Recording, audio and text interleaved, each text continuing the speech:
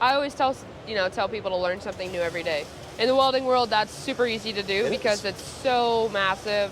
I mean, you can go every which way with that, for sure. There's too much to know, and yes. You'll never learn it all. And that's the beauty of this industry is if you have the hunger and the gumption to go find it, you're gonna find it and you're gonna learn something new. And then 10 years down the road, you're just some freaking super smart person that knows a lot about welding.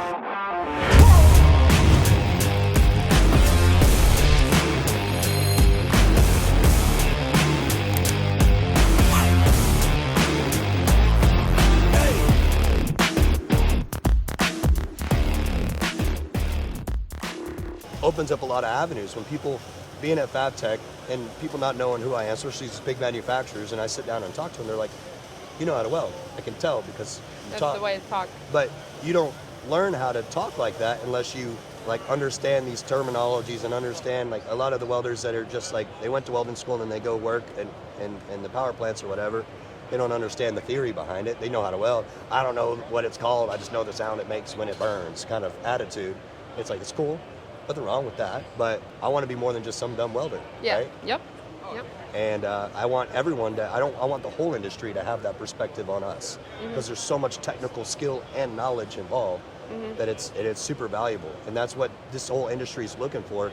That's why everyone's going to robots and cobots. Because there's a lack of. You just look around. Almost all of these booths have some form of automation or robotics in them. I mean, that's the new greatest thing. It's because no one's learning how to do the technical stuff anymore. So they're just doing the robot stuff, which they're making it really easy for anyone off the street making it super to call easy. themselves a welder and come and operate this equipment. You're still a welder in a sense, weld technician, whatever you want to call it. And it's a tool. It's like picking up a MIG gun, but now you don't have to pick it up. A robot is. Tell the machine to do it. Which is great. And it's not taking jobs, it still needs a job, but there's a reason why all these industry and these manufacturers are moving that way. It's because we're not doing our part. There's not enough technical people out in the world that know how to do this stuff. There's not a shortage of numbers, there's a shortage of quality. Correct. So I know you're an instructor. Me being an instructor myself, did you love doing that? What challenges did you face being an instructor? I love teaching. And that's why I also love what I do now. You still teach to this day, technically. It's just through a different platform. Right, exactly. And I think teaching it's hella freaking rewarding, man. It's very frustrating. Oh, yeah, 100%. Very frustrating. And there are days like when I go work at a power plant and people ask, like, do you miss teaching or whatever? It's like, the one thing I like about welding is I don't have to show up and talk to anybody. Teaching, you have to talk. Yeah, you have to be ready to go. Repeat yourself. Yes. You have to learn how to repeat yourself in different ways so people and nicely. And not get frustrated. Not be a dick about it. Sometimes you are because it's sometimes you have to be. I've told you 5 times and you keep coming out to me asking me the same question. I'm not going to answer your question this time. Yeah. You got to find that balance. I've already tried to answer your question. I have answered your question. Now go apply it. Yes. Otherwise you're an asshole. Right? You know the asshole, right? Yes. Yeah. So as far as teaching goes, again, it was super rewarding. Seeing that aha moment in all these students' eyes is worth it. And then them getting the jobs. But I taught for 5 years, and I would say I've taught well over 1,000 some odd students. 10% of them are working. Yeah. I mean, I even see that. I didn't have quite the class size because I wasn't at quite the school that you were at.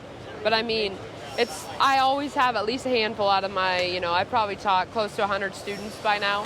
And yeah, there's always that handful that come to welding school, have all these big ideas of what they're going to do, and then they get out in the real world and don't do it. It's a little bit of the school's fault, too. Yeah. They weren't worried about the quality of welders they put out.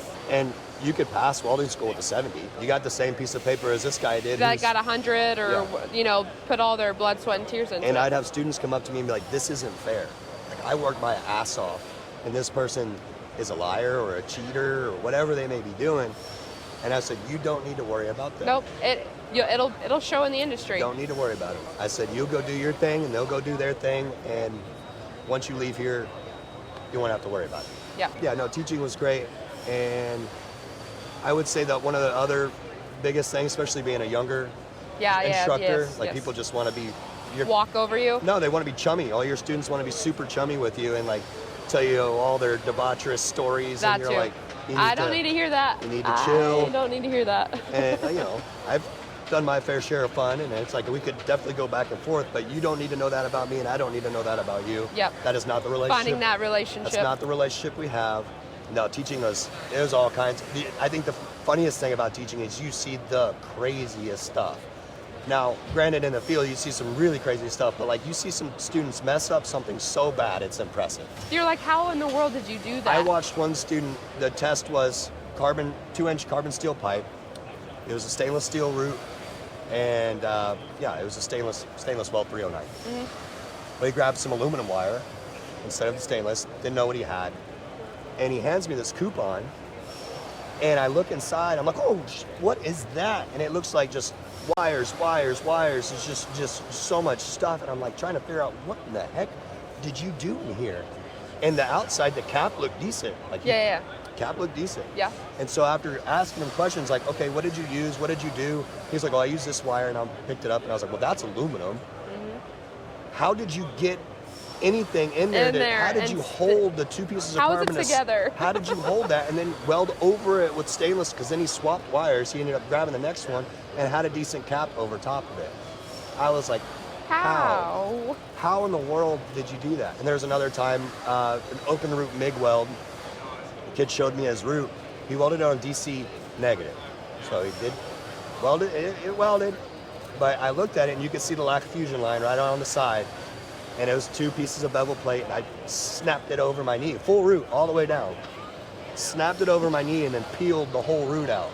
And I put it in my pin pocket because I was like, I'm saving it. I still have it on my desk to this day because I peeled a literal root out of a He was joint. like, my plate looks good. And the root looked like it was good, but you look, you're like, there was that whole line of just like, it was on the wrong polarity, so it didn't tie in. Yep. You just see some crazy stuff. Yeah, teaching is, you find where you're at in the industry real quick, like with your knowledge, because it seems like you'll have that one student that asks a question, like an oddball question, and you got to figure out how to answer it. Then, having the confidence, especially being a young instructor, that's hard sometimes. At least for me anyways, being a female is kind of a different story as well. I'm sure. Like, do you really know what you're talking about? And then you put down the hood and you weld, and they're like, yeah, okay, you know what you're talking about. Yeah, so. just show them. Proof's in the pudding. You can do it. They'll believe you. Yes, exactly. Yeah. So you're from the Houston area. Are you I know that area has a large section for their AWS. Are you super involved with that? Do you want to be more involved with that? This Fabtech opened my eyes more for the AWS to be like, dude, I got to get down there. I've got to get involved like you are, and like a lot of these other people that give me advice. It's like, get involved with your AWS section. Mm-hmm. And it'll not only will you learn, but it opens a lot of opportunities. A lot of opportunities. A ton. And so you get all this professional development, you learn, you get all these other opportunities, and yeah, the Houston has a big chapter, and I need to get down there. Yeah, for sure. I'm jealous of your chapter size, because like where I'm from, yeah, we have one, but it's not very big, and I'm trying to make it more active, and hopefully with me getting more involved and being more curious of AWS, hopefully I can build that chapter up. No, we'd like to do the same thing with Bo, a podcast guy. He's in North Carolina. In the chapter, he was like, I don't think they've had a meeting in a couple of years. And it's like, oh my he's gosh. like, I want to change that. He wants to get involved, and we want to do that. Yeah. We want to work closer with the AWS as well.com, and as a person that wants to continue their education. Yep. You got to be hungry for it. Yes. And I moved to Houston because of the industry, right? Yeah, that industry down there is booming. I'm from East Texas, and there's 3 fab shops within 100 miles, and everybody works there, or everyone's a pipe runner. They all travel and work. That's what I thought I wanted to do, until I realized there was opportunity at a lot of other places. Yes. So you've kind of seen all kinds of different industries. What has been by far like your favorite project that you've done in your lifetime? That's probably a hard one because you've done so many different things. I would say, like, professionally as a welder, new construction, building that entire power plant, Montgomery County Power Station from the floor up was just awesome to see. Watching all this equipment come in with the cranes and just building this incredibly huge structure with hundreds of people as crafts coming together. And granted, that's where I found out I don't like electricians because they're always putting stuff in my way, cable trays, and leaving a mess. But and it was cool because it was the first time that I had a job that was like, hurry up and wait. Like, pull your leads, get over the weld, and then sit there and wait for the fitters, wait for a permit, wait for the crane, wait for the scaffold, and just wait. There was times I sat in a beam for like 7 days straight. Like I was told to go high. So I'd sat in a beam. I had like cave drawings on this beam. Like there was like last time since made weld. I'm like doing like little lines. I've got little, I was like drawing all over it. I brought my lunchbox, my Netflix down there, and I was just chilled out. That was just wild to me that was what I was doing. Yeah. That was really cool. But my favorite stuff that I do is some of my art. I like creating. You've created some incredible things here lately that I've seen. Yeah, I'm like really. Your skull, that was awesome. Yeah, I love the deer skull. That was cool. The antlers were awful. I absolutely will never do it like that again. Yep. I learned a lot from it. But the nice thing about art is you don't have, nothing has to be perfect. Nope. It's great. And one thing that I do want to relate to the industry is like, I hate the whole stigma, like who's a welder and who's not. Yeah. That's just it's just despicable to me. Like when people like comment on Instagram like so and so's not a real welder, they're just putting a shit weld on there and then grinding it off. It's like, what's the definition of welding? Look it up. Literally, they did that. They're a welder. Yeah. You know, now the level of experience all varies, but like to say someone isn't a welder yet they're creating these incredible pieces of art and selling them for tens of thousands of dollars, like you're just jealous, bro. Exactly. You're just jealous. Exactly. And I love art because nothing has to be square level or plumb. No. You can have like There's its no own little plan typically. It's just all in just your mind. Whatever. Like I see it. You may not see it, but I see it, and it'll get there. I think. Yeah. But we'll figure it out as we go. Exactly. Yeah. Yeah.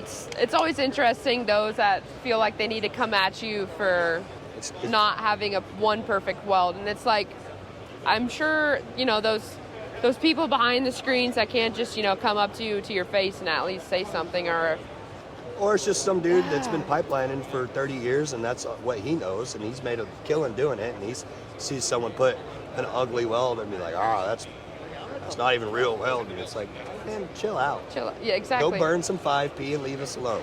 Exactly.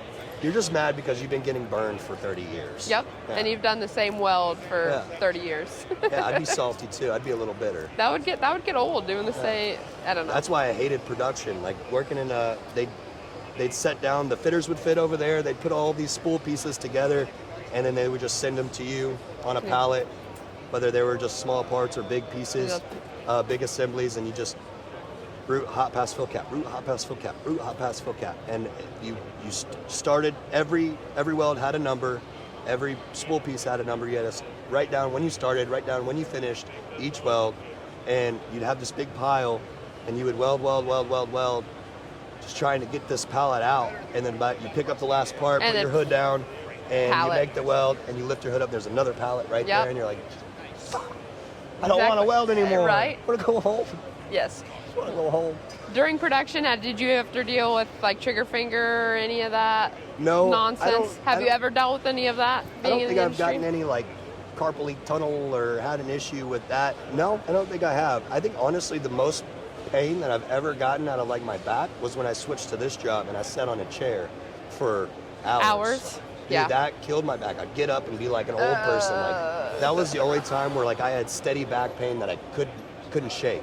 Yeah. There's been times, obviously, you get in a bind, you get in a cramped spot, I got a kink in my neck, but no, I don't think I've really had a whole lot of issues other than sitting in a chair. Yeah. Which is weird. I didn't think I would get that. Yeah. So one of the questions we've been asking all week long is, what is your favorite type of pizza? It's got to be Canadian bacon jalapeno. Ooh. And I'm a spicy motherfucker. And I put Tabasco on everything. Okay. Tabasco on pizza is probably my favorite too. Okay. My wife hates it. She hates it. I just ruin the taste and the smell of everything in the kitchen. But that's me right there. Thin. We're in Chicago. We went and had some deep dish. It's not pizza. It's lasagna.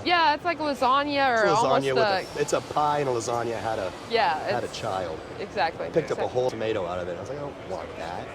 Wanted sauce. Yeah. So do you have any final thoughts, any advice for any of those wanting to get into the industry, maybe want to grow their social media presence? Yeah. Anything of that? Final thoughts? It's easy. Just do it. Just start it, right? I know it's like Shia LaBeouf, like just do it. Like it really is that, right? Yeah. So my advice, if you're like curious of getting started into the industry and you like, I think I want to go to school, buy a welding machine first. get you a welding machine. This guy's like one of the perfect ones. It does everything right. Yes. TIG, stick, MIG, plasma cutting, and literally everything you could possibly want. You don't have to go that far into it, but get you a small inverter, play with it, see if you like welding, get a couple burns, see if you like are into it, and if you're not, you could sell the machine, or you got something that you could use to make some money if you wanted to. And then now you know. If you do love it, go to welding school, and now you can go home and you can do practice at home, and now you have that opportunity. Buy a machine first, see if you like it. If you don't, sell it. Yeah. Then you're out. I love that idea, because I mean, I have so many students come to me that don't even know what welding is. Yeah. And it's like, why? How did you get to my classroom? Welding school is expensive. Before you even knew that this is what you wanted to do. Yeah. But I guess I went to school with a bunch of those. Like, I never welded, never even heard about it, never struck an arc, which is not a bad way to go. No, it's not at all. Dive in, it's just expensive. Yes. And I've seen a lot of students come through and be like, damn, I don't know if this was for me, and they still have the debt. Yeah. That doesn't go away. That does not go away. Right. Or they go all through and spent that year, 2 years going through a program, and then they don't even go and use it out in the industry. Yeah. That just blows my mind. I mean, you just spent all that money and time when you could have been learning something else that you actually maybe want to do for the rest of your life. And get a machine, YouTube it. Yes. Get a machine, YouTube it. There you go. You're good to go. Weld.com obviously has those resources. Yes. The Weld app. There's a community inside there, all that good stuff. Yes. Find those resources, AWS. Learn a little bit about it. Do some research first. Try to immerse yourself into the community before you go break one off. Correct. I would totally agree with that. You want to share your social media channels so we can get linked up with you? Yeah, absolutely. You can follow me on TikTok and Instagram as @Dr. Weldz with a Z. And you can see us a lot on Weld.com, the YouTube channel, and all across the podcast and all that good stuff. You can get, the easiest way to get a hold of me is inside the Weld app. I have notifications turned off for everything except that. Nice. You DM me, I get it. It goes, ping, I see it every time. Yep. I'm also in the Weld app as well, so be sure to come say hi to me as well. I know Edge is in there as well. Yeah. But yeah, you can follow me at welder_Danea. And again, if you're not subscribed to the Edge YouTube channel, the Weld.com YouTube channel, be sure to go do all of that. We'll have all of those socials linked down below in the description. So go check those out. Yeah. And thanks for visiting with me. But yeah, we will see you on the next video. Peace.